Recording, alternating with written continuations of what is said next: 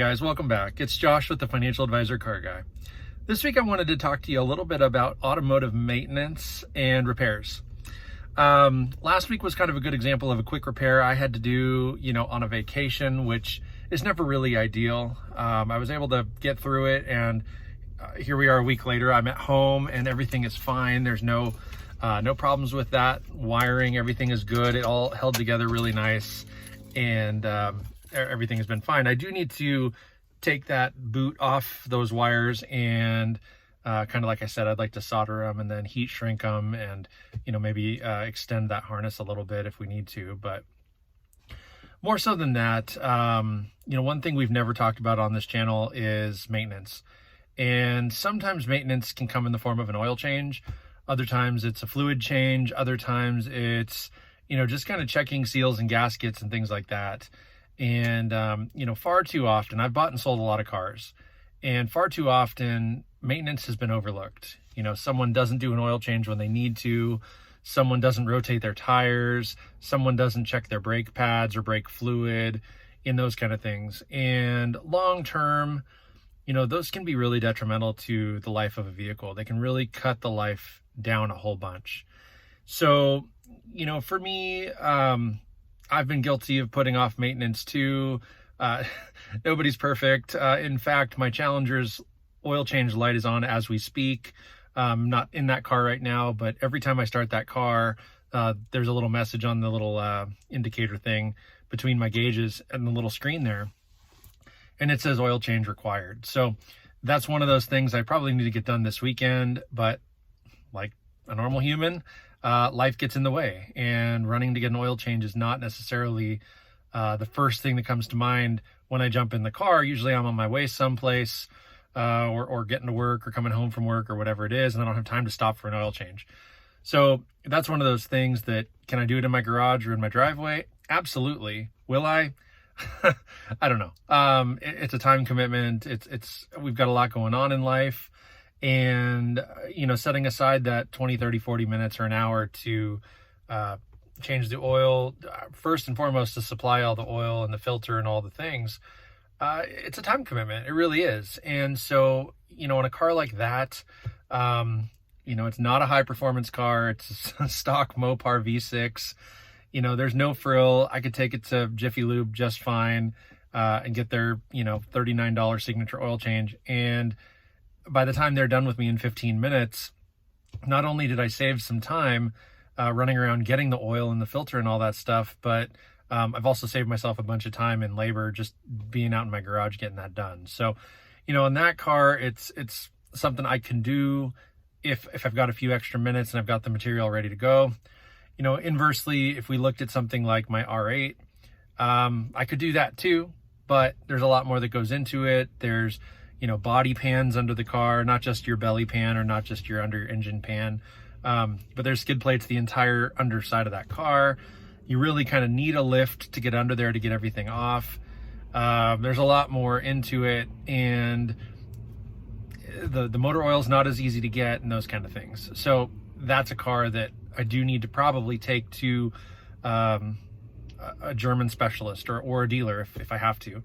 And, because I don't really want to mess around with that. That's an expensive enough, valuable enough car that last thing I want to do is strip an oil plug or something like that, and probably just leave it to a professional at that point. Other maintenance can be something as simple as wiper blades. Wiper blades should be changed pretty regularly. When they quit performing. That's not rocket science. If you see streaks and things while it's raining, they probably need to be replaced. Most cars anymore have indicator lights or warnings on the dash or on the onboard computer system that tell you when things need to be done. If you've got a low oil level, you're going to know. If blinker, blinker fluid is what I was about to say. That's a joke. But washer fluid, if washer fluid is low, your car tells you about it. Brake fluid, same thing. TPMS sensors, a lot of tires anymore from the factory will come with the tire pressure monitoring system. My wife's car has it, but all the sensors are bad or dead. And so that light's always on the dash. Now, I know that the tire pressure is okay. I check the tires, especially at oil change time. We air them up if we need to, we air them down if we need to, whatever it is. But that's not so much of a concern. It's usually the lack of maintenance. If you don't change your brake pads appropriately, it's going to warp your rotors, which then costs you a ton more money. Routine maintenance can save you hundreds, if not thousands of dollars just by doing things in a timely manner. You don't have to be ahead of the schedule. You don't have to do things out of the ordinary or anything crazy, but just maintaining your vehicle and doing what you need to do at an appropriate interval will prolong the life of your car.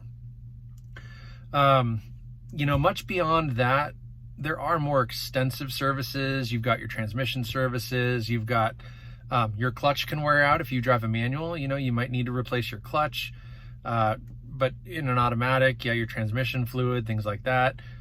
Fluid in a differential, right? My rear end of my truck. I just had the front end serviced in the spring. The rear end was not serviced. It was inspected and everything looked fine. But, again, that's one of those things where this truck is 4x4, four-wheel drive, but when I'm in two-wheel drive, the rear is pushing the car. So the rear differential is used much more regularly, and so the fluid in there is heating up and cooling down and all the things that fluid does. So, that's something that needs to get maintained and monitored a little bit closer than, in say maybe another vehicle where, if it's all-wheel drive or whatever the case may be, right? It's going to be completely vehicle by vehicle. It's not necessarily a one-size-fits-all when it comes to maintenance. Other things that come to mind are simple things like light bulbs, right? If my blinker's out or my headlight's out or a fog light's out or, whatever it is, you don't necessarily need to do that preventatively, right? You don't know when a bulb's going to burn out or break, but, just upkeeping the car, keeping things clean, keeping things in good working order is always, always important. And so if you've got a bulb out, by all means fix it, right? I think there's nothing more of a pet peeve of mine than driving down the road and being behind someone who doesn't have a blinker on because their blinker is out and they're making turns and doing all the things. It's not cool. Brake lights, same thing. Headlights, same thing. It can be a hazard. It can be dangerous, not only to you as the driver, but also passengers and other people out on the road. So maintenance is a very important piece of car ownership. It doesn't have to cost an arm and a leg if you can do some of the stuff yourself. Sometimes, European automobiles do tend to cost a little bit more. There's been times where I've taken my wife's car in, and before I even know what's wrong with it, I know it's going to cost me $1,000. I've had a couple of Range Rovers. That thing was notorious for a high bill. Whatever the case may be, it doesn't matter if things are broken or not. Maintenance was expensive. Oil was expensive. The filter was expensive. And the labor, if I didn't do it myself, was also expensive. So, again, the more you can learn, the more you can utilize YouTube and train yourself to do some of the routine maintenance on your vehicle, in the end, it's going to save you a ton of money.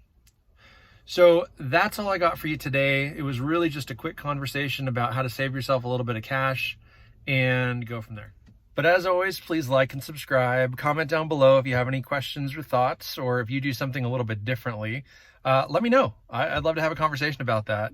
But most importantly, please remember, may every investment you make be a good one. Till next time.